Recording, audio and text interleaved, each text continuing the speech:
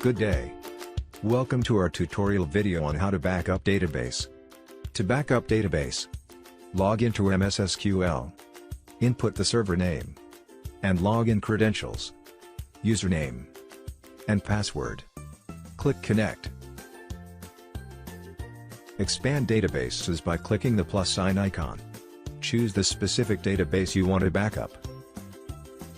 Then right-click from the database name. Choose Tasks. Click Backup.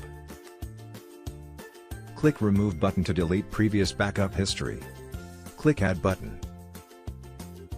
Choose a backup destination.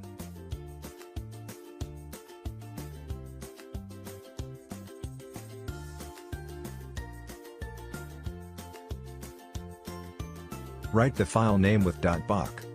Then click OK. Click OK button to start the backup process. Once done, a system message prompts the backup database completed successfully. And the progress should be 100%. To check if backup file has been successfully saved, go to the file destination you've selected previously. And it's done. Thank you and see you on our next tutorial.